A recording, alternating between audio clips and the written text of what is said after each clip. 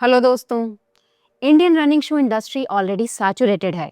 काफी सारे ब्रांड्स जैसे एब्रॉस, एशियन, कोलंबस, कैंपस, एक्शन कई सालों से रनिंग फुटवेयर बनाते आए हैं। ऐसा मार्केट जो एक्सट्रीमली प्राइस सेंसिटिव है, उसमें एंट्री पाना आसान नहीं। 100 रुपए का प्राइस डिफरेंस भी परचेज डिसीजन बदल सकता है।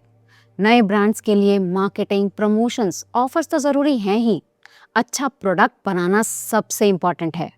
आज एक रिलेटिवली न्यू ब्रांड योहो का रिव्यू लाए हैं। योहो एकदम ही नया कंपनी नहीं है, ये कुछ समय से ऑपरेट कर रहा है, लेकिन 1-2 महीने पहले इन्होंने अपना फ्लैगशिप रनिंग शू कैटapult लॉन्च किया। डिस्क्लेमर, शू हमने खुद से परचेज किया है और इस पे 70 किलोमीटर तक के रन्स कर चुके हैं। शुरू करते हैं इसके एस्टिमेटेड स्टार्ट्स एंड फीचर्स के साथ। मैं हूं सिद्धार्थ। मैं हूं अनु और आप देख रहे हैं जॉगर्स जर्नल।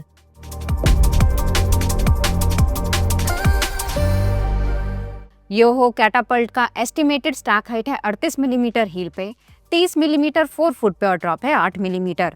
कोटेड वेट है 275 ग्राम्स और एमआरपी है 3499। अपर बना है फिशनेट जकार्ड मैश का। मिडसोल में है ईटीपीयू बेस्ड योहो फोम, जिसके बीच में कार्बन बर्स्ट नाम का टीपीयू यानी प्लास्टिक प्लेट है। आउटसोल में फुल कवरेज है रबर का। अब शुरू करते हैं लाइक से, और पहला है सुप्रीम कंफर्ट। कैटापल्ट में बीडेड ईटीपीयू फोम का इस्तेमाल हुआ है। ये एक शॉर्ट तरीका है रनर्स को कंफर्ट और बाउंस का अच्छा बैलेंस प्रोवाइड करने का। मिडसोल स्लाइटली सॉफ्टर एंड पे ट्यून्ड है। ड्यूरोमीटर स्कोर आता है 24, जो हमारे ओपिनियन में टीपीयू फोम्स का स्वीट स्पॉट है। मैक्सिमम कंफर्ट एक्चुअली प्रोवाइड करता है सुपर कंफी इंसोल, जो बहुत ही सॉफ्ट है। योहो कैटapult को मैंने सबसे पहले स्पॉट किया था टाटा मुंबई मैराथन में, जहां एक रनर ने इसे फुल मैराथन डिस्टेंस के लिए यूज किया। कैटapult ट्राई करने के बाद मुझे समझ में आया कि लॉन्ग डिस्टेंसेस इसका बेस्ट यूज केस है। इसका इंसोल मिडसोल कॉम्बो लंबे रन्स में सिर्फ कंफर्ट ही नहीं देता, योहो फोम का बाउंस और कार्बन बर्स्ट का फॉरवर्ड पुश रनिंग बहुत इजी, रिलैक्स्ड फील कराता है। कोई भी जूता अच्छा तब होता है जब वो आपके रन्स को एफर्टलेस बना पाए। अगर आप टेम्पो रन्स कर रहे हैं तो शू एनर्जी रिटर्न प्रपल्शन दे। 5 किलोमीटर का इजी या रिकवरी रन कर रहे हो तो कंफर्टेबल लगे। लॉन्ग रन्स पे डीपली कुशन्ड हो, कंटिन्यूअस पाउंडिंग हैंडल कर पाए। कैटापल्ट ये सब कर सकता है। इस प्राइस पॉइंट पे ये सबसे वर्सेटाइल शू होगा। शॉर्ट डिस्टेंस स्पीड रन्स पे ये थोड़ा ज्यादा ही सॉफ्ट लगा, जिस कारण हमें एक माइनर एडजस्टमेंट करना पड़ा। इसके बारे में मिडसोल सेक्शन में बात करेंगे। लॉकडाउन भी हमने बहुत अच्छा पाया। प्लेटेड शूज स्टिफ होते हैं। कैटapult का कार्बन बर्स्ट टीपीयू प्लेट बाकी प्लास्टिक प्लेटेड शूज जैसे न्यूट्रॉन या हाइपरकुशन 7 से ज्यादा रिजिड है।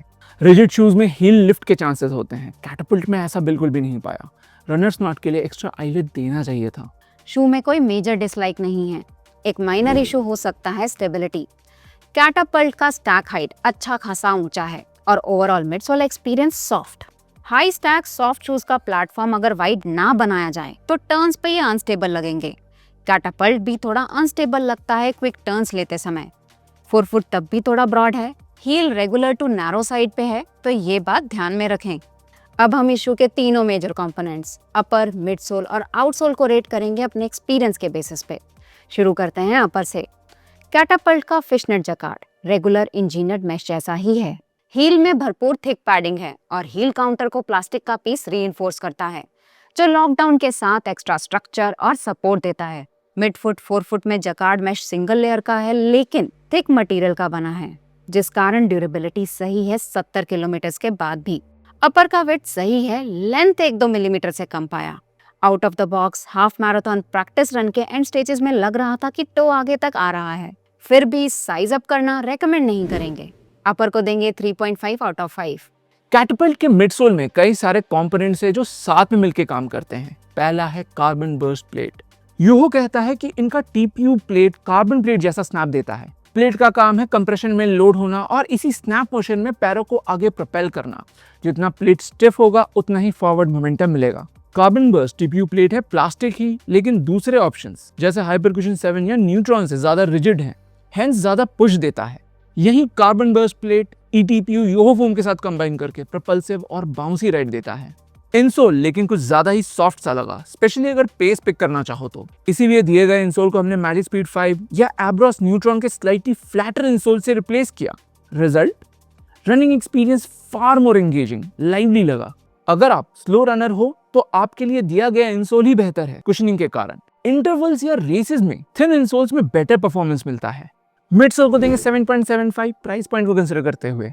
आउटसोल कवरेज ऑलमोस्ट फुल दिया गया है, यानी ड्यूरेबिलिटी में दिक्कत नहीं होगी लॉन्ग टर्म यूसेज के बाद भी।